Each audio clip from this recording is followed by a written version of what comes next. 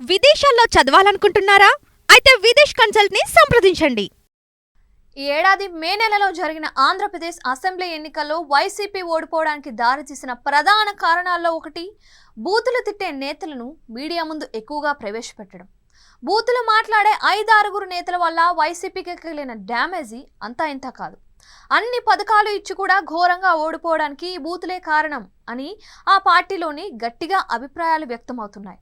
ఈ నేపథ్యంలో వైసీపీ అలాంటి బూతు నేతలను ఎట్టకేలకు పక్కన పెట్టింది. పార్టీ తరపున మీడియాతో మాట్లాడే అధికారుల ప్రతినిధుల జాబితాను వైసీపీ తాజాగా వెల్లడించింది. వారిలో బూతు నేతలుగా ముద్రపడిన కొడాలి నాని, ఆర్కే రోజా, జోగి రమేష్, రవిచంద్రారెడ్డి వంటి వారు లేకపోవడం గమనార్హం.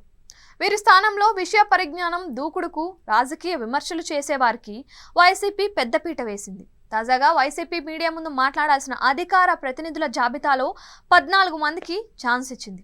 పి శివశంకర్ రెడ్డి, నాగార్జున యాదవ్, సుందర రామశర్మ, కారుమూరి వెంకటరెడ్డి, కొండా రాజీవ్, నారమల్లి పద్మజ, కాకుమాను రాజశేఖర్, అంకంరెడ్డి నారాయణమూర్తి, అవుతు శ్రీధర్ రెడ్డి, కొమ్మూరి కనకారావు, వంగవీటి నరేంద్ర, పోతిన మహేష్, గూడపరెడ్డి, వీరశేఖర్ రెడ్డి, చల్లా మధుసూదన్ రెడ్డి ఉన్నారు. ఇకపై మీడియా ఛానల్స్లో కానీ, యూట్యూబ్ ఛానల్స్లో కానీ ఇంటర్వ్యూలకు, టీవీ చర్చలకు వీరిని మాత్రమే పిలవాల్సి ఉంటుంది. ఈ 14 మంది కాకుండా ఎవరైనా టీవీ చర్చలకు వెళ్ళినా, యూట్యూబ్ ఛానల్స్తో మాట్లాడినా వాటితో వైసీపీకి ఎలాంటి సంబంధం ఉండదు. వాటిని వారి సొంత వ్యాఖ్యలుగా పరిగణిస్తారు. ఈ మేరకు వైసీపీ 14 మంది కొత్త అధికార ప్రతినిధులతో జాబితా విడుదల చేసింది. వీరు ఇప్పటికే కొందరు అధికార ప్రతినిధులుగా వ్యవహరిస్తున్నారు.